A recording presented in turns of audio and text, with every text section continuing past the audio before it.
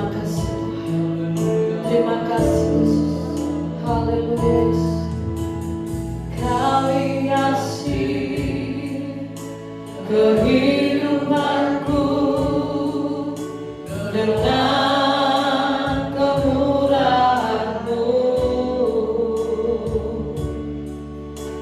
Kau rancangkan masa depanku penuh dengan harapan. Katakan kau hiasi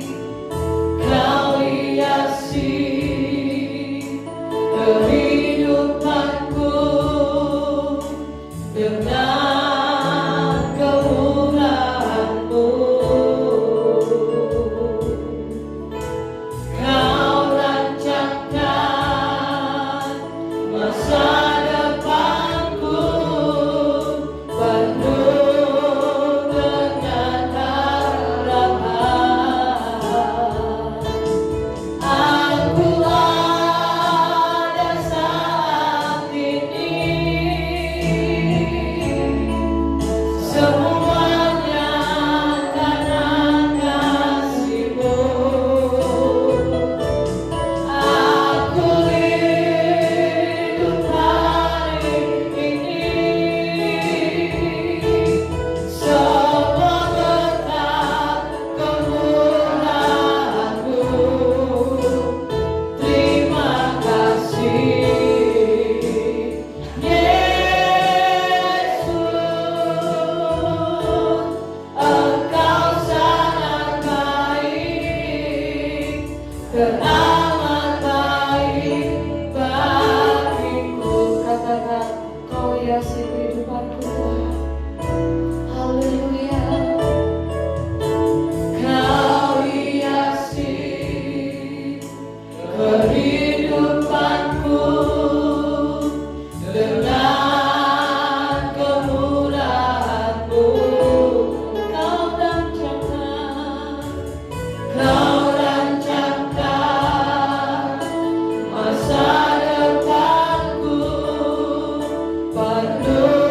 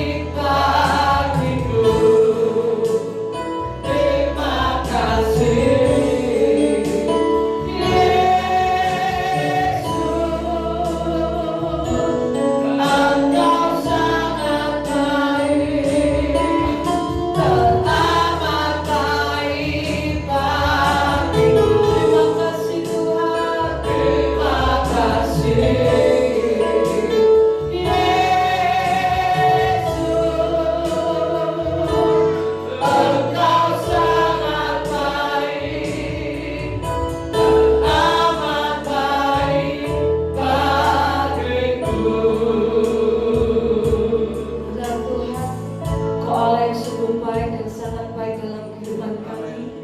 Kau selalu ada di dalam setiap langkah kehidupan kami. Kami bersyukur Tuhan bagi Allah seperti Engkau. Kami tahu Tuhan Kau senantiasa menuntut setiap langkah kehidupan kami. Sehingga pagi hari yang ini Tuhan, kami boleh berimpun di tempat ini. Tidak lagi kami memuji dan muliakan nama-Mu. Mari Tuhan bertata Engkau di atas setiap pujian penyembahan kami. Berikan kami roh sukacita-Mu pagi hari ini Tuhan. Karena kami rindu yang terbaik buat Engkau lewat setiap pujian penyembahan kami. Biarlah hadirat-Mu Tuhan memenuhi setiap kehidupan kami pribadi pas pribadi. Lawat setiap kami Tuhan pagi hari ini Tuhan. Terima kasih Tuhan, terima kasih. Kami dapat Tuhan ibadah pagi hari ini. Mulai awal tengah hingga pada akhirnya kami datang semuanya ke dalam tangan-Mu. Terima kasih Tuhan. Kami mulai Tuhan ibadah pagi hari ini hanya di dalam nama Tuhan Kristus yang siap firman Tuhan bersama dengan saya katakan. Amin. Haleluya. Bagaimana kabar Bapak Saudara hari ini? Hidup sehat, tetap semangat, diberkati Tuhan. Amin. Mari kita mau sambut sang Raja kita pagi hari ini. Kita mau bersuka cita. Haleluya. Mari kita sambut sang Raja. Mari kita puji namanya. Jaya mulia, Jaya Maha Kuasa. Yesus, Yesus, Yesus,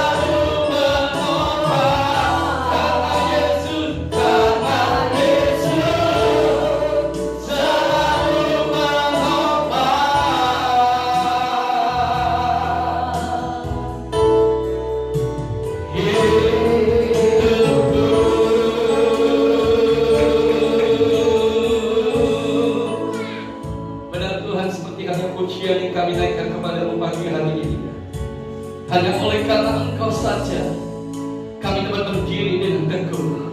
Hanya oleh karena topangan tangan-Mu Tuhan, kami dapat berdiri bertahan sampai hari ini. Terima kasih Tuhan. Sebentar Tuhan, kami mau siapkan tanah hati kami yang baik untuk setiap benih-benih firman-Mu. Mari Tuhan berfirman atas kami. Urapi hamba-Mu, urapi kami semua. Bila pengurapan Tuhan turun atas setiap kami, menolong kami, memampukan kami untuk dapat mengerti dan memahami setiap firman Allah yang selalu datang dalam kehidupan kami. Terima kasih Tuhan. Kami siap menerima firman-Mu. Dalam nama Tuhan Yesus Kristus, kami sudah berdoa dan bersyukur. Haleluya. Amin. Silakan duduk. Bapak yang kasih dalam Tuhan, kita bersyukur pagi hari ini kita boleh ada kembali bersekutu semua karena Tuhan. Amin. Kemarin Kamis dalam ibadah kenaikan Tuhan ke surga, saya sampaikan bahwa tangan Tuhan terangkat dan memberkati itu memiliki pengertian bahwa di dalam Tuhan ada jaminan kekuatan bagi hidup kita, masa depan bagi hidup saya dan saudara. Di dalam Tuhan ada jaminan pemeliharaan berkat yang tidak pernah kita pikirkan. Itu yang selalu Tuhan sediakan bagi kita orang yang percaya. Amin. Nah, pagi hari ini Bapak Ibu yang kasih di dalam Tuhan, saya ingin menyampaikan firman Allah tentang pencurahan Roh Kudus. Kita akan lihat di dalam Alkitab kita masing-masing. Di dalam kitab Yoel pasal yang kedua. Saudara buka Yoel pasal yang kedua. Yang membawa Alkitab buka Alkitabnya. Yang tidak membawa Alkitab buka B ada ya di HP-nya itu ada Alkitab tentunya ya. Yoel pasal 2 ayat 28 bagian A. Dikatakan demikian, kemudian daripada itu akan terjadi bahwa aku akan mencurahkan Rohku ke atas semua manusia. Bagian A saja. Bapak Ibu yang dikasihi oleh Tuhan, ini adalah nubuatan dari seorang nabi yang bernama Yoel. Yoel katakan bahwa satu kali kelak Tuhan akan mencurahkan Roh-Nya ke atas semua manusia. Kata semua manusia. Nah, saudaraku yang dikasih dalam Tuhan, saya yakin dan percaya bahwa pencurahan Roh Kudus ini sudah pernah terjadi pada waktu di mana murid-murid Tuhan dan orang-orang Galilea yang pada waktu itu menyaksikan Yesus terangkat ke surga. Tetapi sebelum Yesus terangkat ke surga, Yesus katakan kepada orang-orang yang mengikutinya pada waktu di Bukit Zaitun yang menyaksikan Yesus terangkat ke surga itu, Yesus berkata, jangan tinggalkan Yerusalem, tetaplah di Yerusalem. Dan kita semua tentu tahu bahwa ternyata orang-orang yang setia, yang menantikan tentang janji Bapa, itulah di mana Roh Kudus diberikan. Alkitab katakan di Loteng Yerusalem hanya orang yang tetap bertahan 120 orang. Dari begitu banyak untuk menantikan janji Bapa, itulah Roh Kudus. Hanya 120 orang yang akhirnya menerima Roh Kudus di Loteng Yerusalem. Kita tentu bertanya-tanya, bukankah Yoel menubuatkan Allah akan mencurahkan Roh-Nya atas semua manusia? Saudaraku, memang pada waktu itu Roh Kudus hanya diberikan kepada mereka yang mau menantikan dengan setia. Demikian juga halnya kepada saya dan saudara.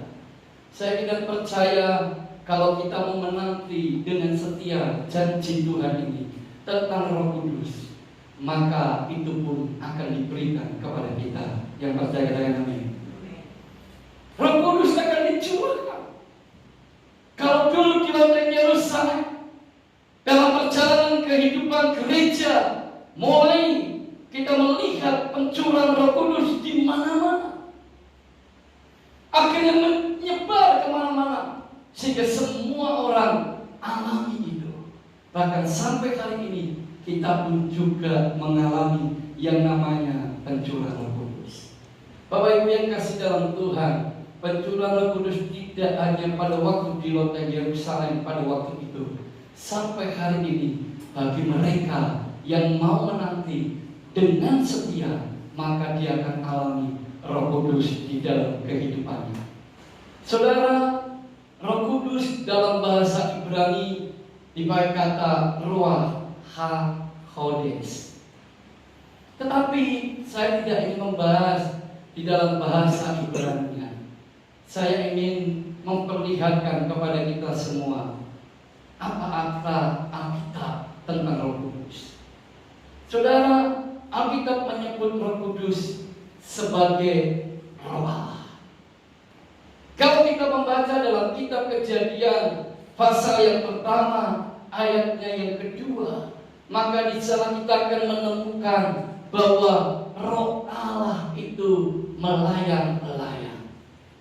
Pada waktu Allah menciptakan langit dan bumi, bumi belum berbentuk, masih kosong.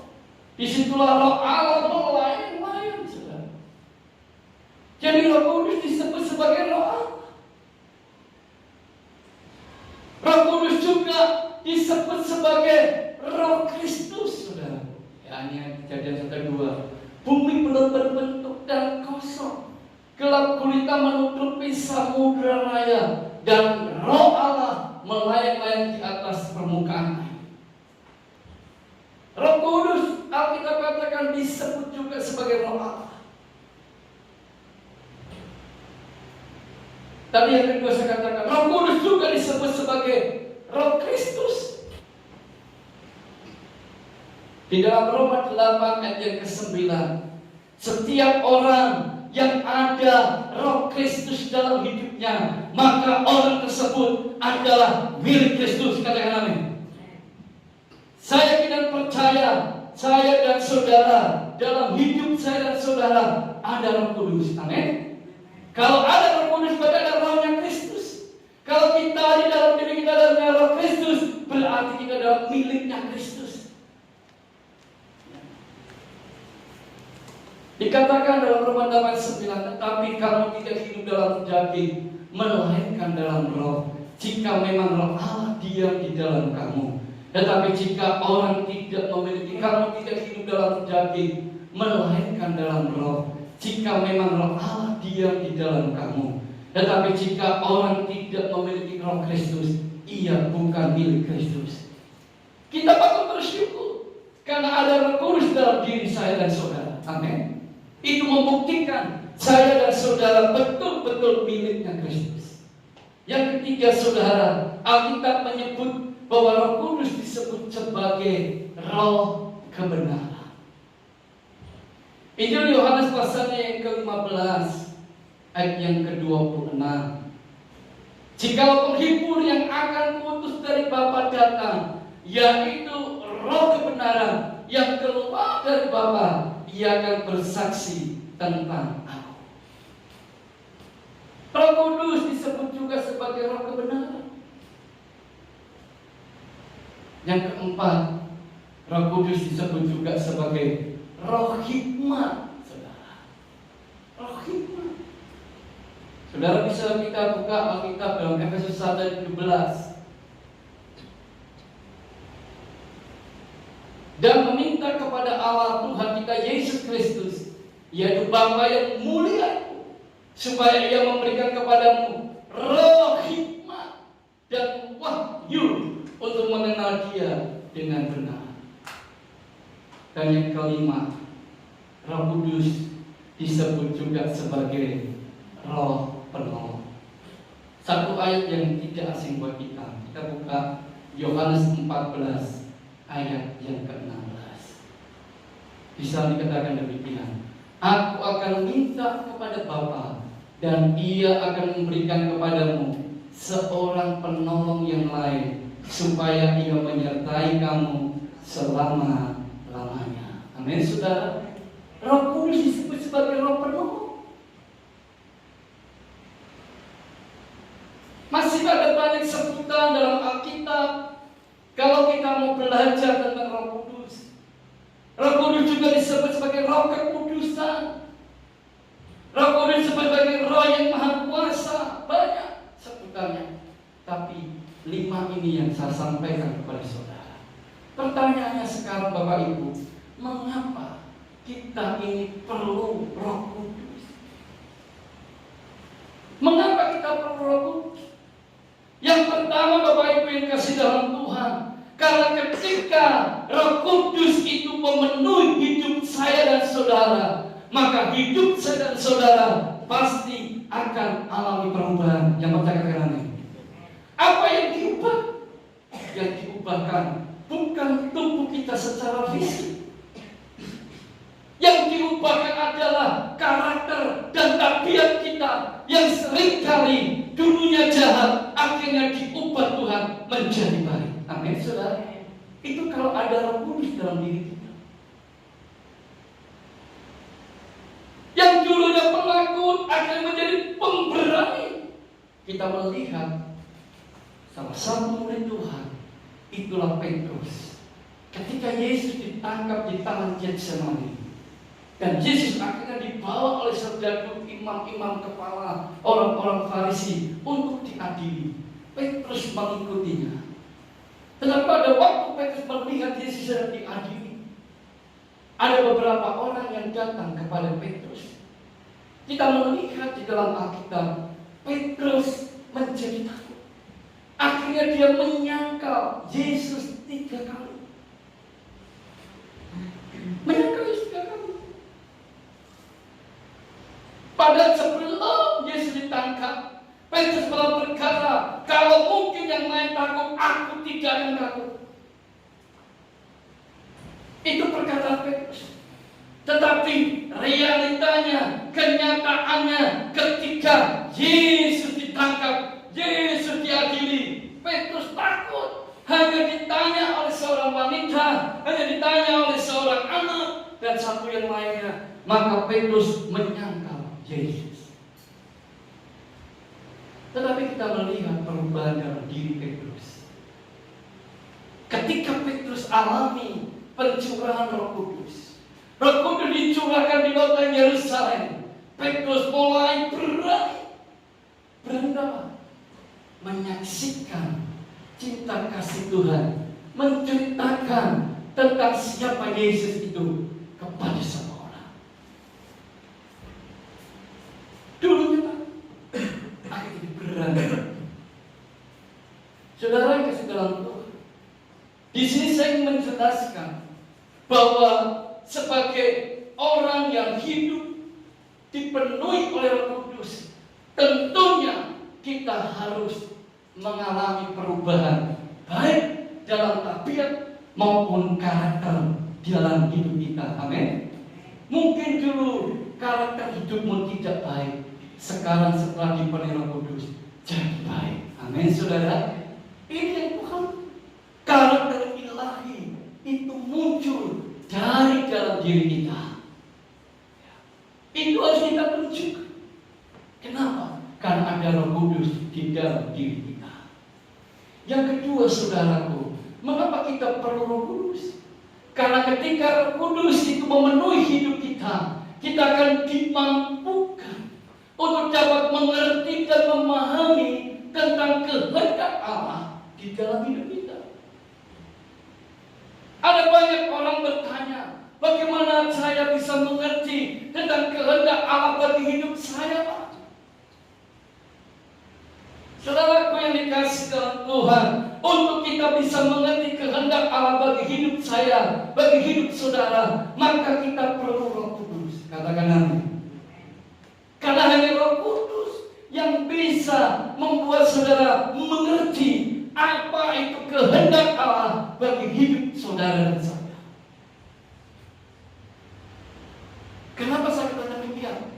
Kenapa hanya Roh Kudus yang bisa membuat kita mengerti?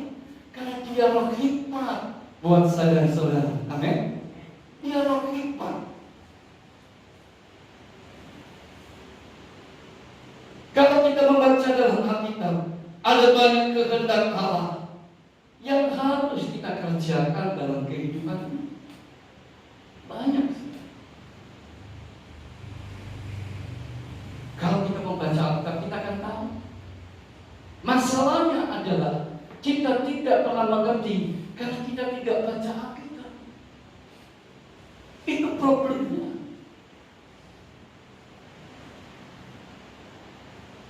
Kalau saudara tidak baca Alkitab, bagaimana bisa mengerti apa itu kehendak Allah? Kita tidak akan pernah mengerti. kita membaca Alkitab, kita akan dimampukan oleh Roh Kudus untuk bisa mengerti apa itu kehendak Allah.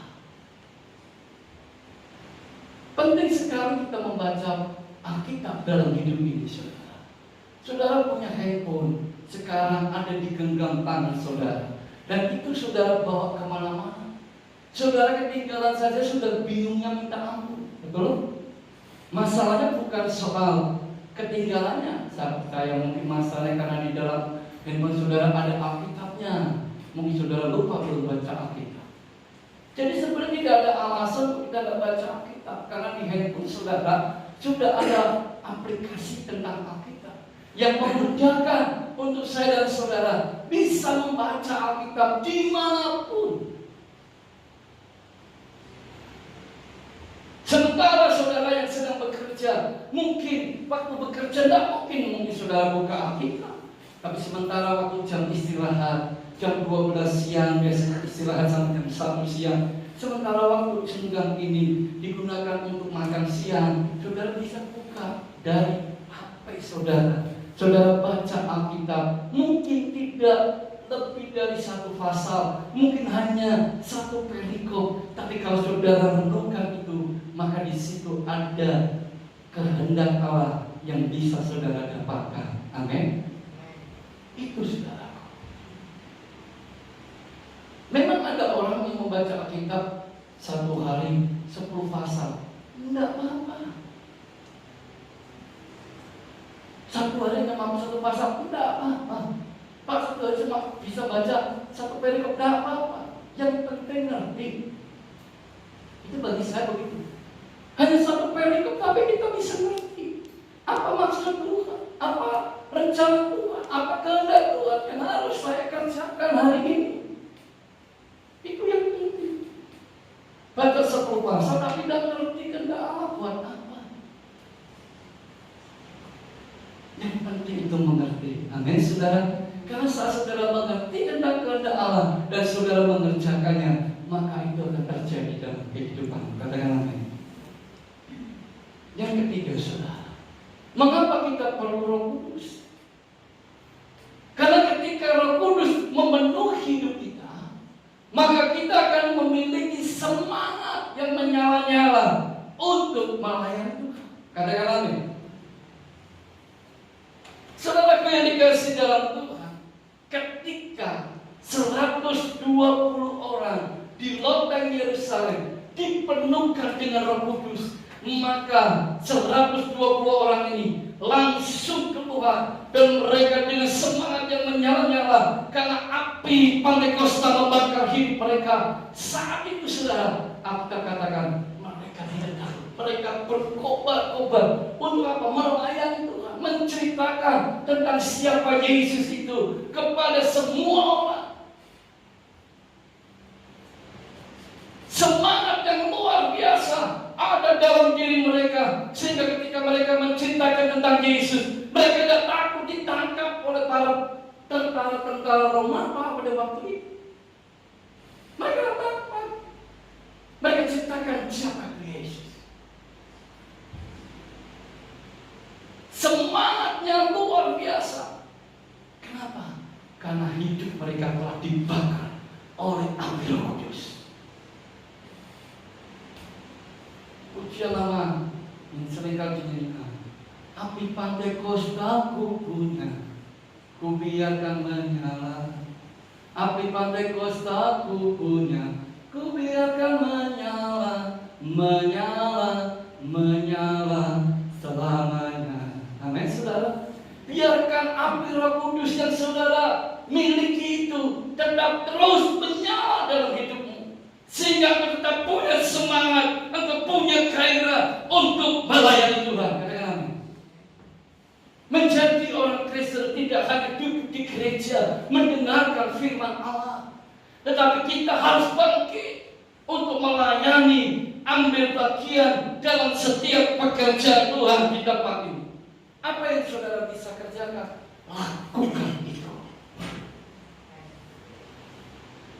Tidak semua orang bisa menjadi singer atau WR atau pemain musik.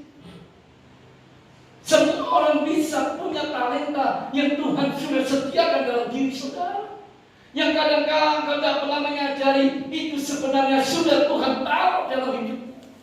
Tapi kadang-kadang kita tidak mau membangkitkan talenta yang Tuhan sudah sediakan dalam hidupmu. Engkau berpikir yang penting hari Minggu aku datang ke gereja, duduk dengarkan firman, memuji, menyembah Tuhan, bertepuk tangan, memberi kolektor, sudah cukup. Saudara, Tuhan tidak hanya ini seperti itu. Tuhan mau setiap kita semua melayani pekerjaan. Kalian amin. Saudara punya tanggung jawab untuk melayani Tuhan. Apa yang saudara bisa kerjakan itu bukan untuk manusia, untuk Tuhan. Amin. Saya percaya kalau kita mengerjakan segala sesuatu pelayanan itu untuk Tuhan, maka kita akan mengerjakannya dengan penuh semangat. Amin. Satu contoh saja yang paling gampang, ya kan? Saudara Bayu dan saudara Titi barisan pertunangan, ya. Saya percaya kalau saudari Dewi membutuhkan Bayu untuk datang ke tempatnya, maka tidak ada kata ngomong nanti, pasti akan pergi. Kamu datang sebentar yang perlu, pasti berangkat. Tidak ada kata nanti. Kenapa? Karena dia punya semangat untuk bertemu. Demikian juga kita. Dia lakukan itu untuk kekasih. Kita berdemikian. Saya dan saudara adalah kekasihnya Tuhan. Amin. Kita lakukan itu dengan penuh semangat karena kita lakukan itu untuk kekasih kita. Amin, saudaraku. Karena itu betapa pentingnya Roh Kudus dalam diri saya. Lalu yang keempat, saudara, kenapa kita perlu Roh Kudus? Karena ketika Roh Kudus memenuhi hidup kita, maka kita akan dimampukan. Untuk apa? Hidup dalam kebenaran dan kekudusan. Ingat, Roh Kudus Alkitab katakan disebut juga sebagai Roh kebenaran. Roh kebenaran. Kalau Roh Kudus sebagai kebenaran itu tinggal dalam diri kita, memenuhi hidup kita, maka saya tidak percaya perbuatan hidup saya dan saudara akan selalu diarahkan pada jalan yang benar, pada jalan yang penuh dengan kekudusan. Amin. Roh Kudus tidak akan membawa kita kepada jalan yang penuh dengan dosa, karena itu bukanlah sifatnya. Sifat Roh Kudus adalah kebenaran. Makanya dia akan selalu bawa hidup setiap saya saudara selalu di jalan yang benar, selalu diarahkan pada kebenaran dan kebenaran. Ini yang Roh Kudus kerjakan. Jadi pagi hari ini betapa pentingnya Roh Kudus hidup dalam hidup kita, memenuhi hidup kita. Kenapa? Karena membawa hidup kita pada kebenaran dan kekudusan. Amin, saudara. Dan yang terakhir, yang kelima, mengapa kita perlu Roh Kudus? Karena ketika Roh Kudus memenuhi hidup kita, maka kita akan dimampukan untuk dapat menghadapi segala perkara dalam hidup ini. Yang percaya katakan amin. Segala perkara, apapun masalahmu, apapun persoalanmu, apapun kesulitanmu hari ini, yakinlah dan percayalah kalau di dalam hidupmu ada Roh Kudus. Dia adalah Roh penolong. Dia akan memampukan engkau untuk bisa menghadapi segala perkara dalam hidup ini. Roh Kudus tidak akan pernah tinggal diam.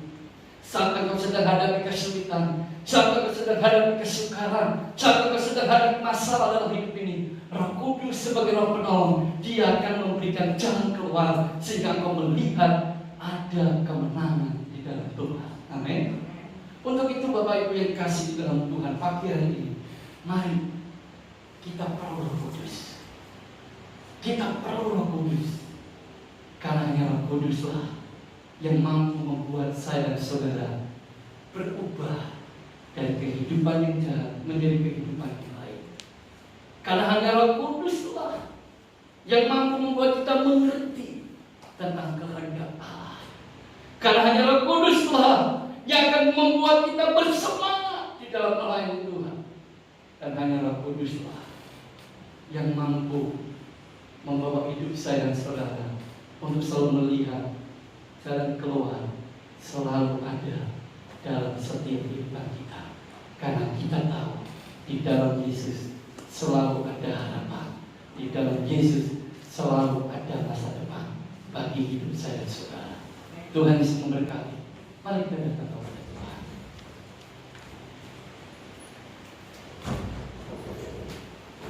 Gloria.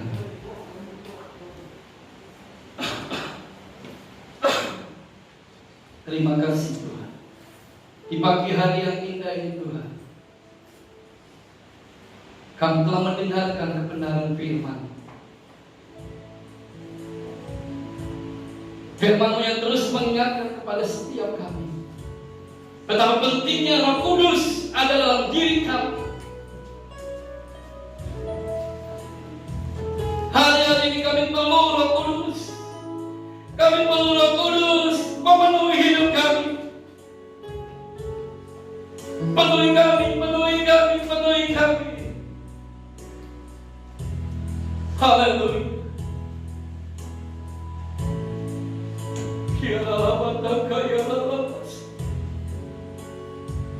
Penuhi kami ya Tuhan, penuhilah kami dengan Roh-Mu yang kudus. Penuhi kami Tuhan. Penuhi kami Tuhan dengan Roh-Mu yang kudus.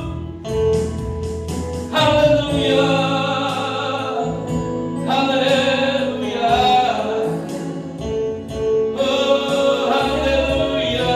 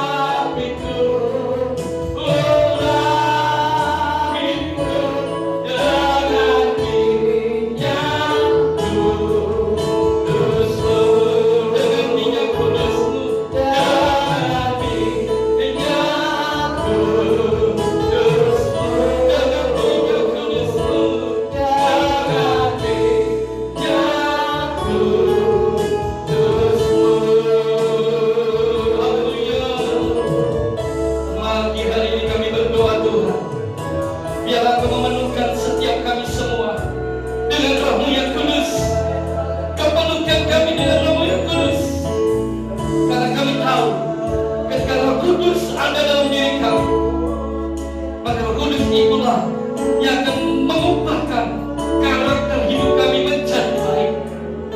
Saat Roh Kudus ada dalam diri kami mengerti dan memahami akan kehendak-Mu. Saat Roh Kudus ada dalam diri kami, maka semangat kami akan terus menyala-nyala di dalam Tuhan. Bahkan saat Roh Kudus memenuhi hidup kami, kami dimampukan untuk hidup dalam kebenaran dan kekudusan. Saat Roh Kudus tinggal dalam diri kami, kami dimampukan untuk menghadapi segala perkara dalam hidup ini. Untuk itu kami tidak perlu takut, untuk itu kami tidak perlu cemas, karena kami punya Roh Kudus sebagai Roh penolong, sebagai Roh hikmat, sebagai Roh kebenaran bagi kehidupan kami. Terima kasih Tuhan, terima kasih Bapa. Memberkati setiap kami semua yang sudah mendengarkan firman-Mu pagi hari ini. Dan Tuhan terus memenuhi hari demi hari setiap hidup kami dengan Roh-Mu yang kudus. Kemanapun kami berada, hidup kami akan mencerminkan Roh Kristus, Roh Allah yang ada dalam diri kami. Sehingga setiap orang yang melihatnya, mereka melihat Kristus dari kehidupan kami. Nama-Mu dipuji, Nama-Mu dimuliakan. Terima kasih Tuhan. Memberkati setiap kami semua yang hadir pagi hari ini. Apapun masalah kami, apapun pergumulan kami yakin dan percaya. Yang sakit disembuhkan Tuhan, yang lemah dikuatkan, yang susah dihiburkan, yang mengalami kesulitan dibuka jalan keluar. Karena bagi Tuhan tidak ada perkara yang mustahil. Tuhan sanggup untuk melakukan perkara-perkara yang ajaib di dalam setiap kehidupan kita. Turunlah kiranya berkat-Mu, berkat yang sempurna, berkat yang datang daripada Tuhan Yesus akan selalu menyertai setiap kehidupan kami mulai hari ini sampai selama-lamanya. Dalam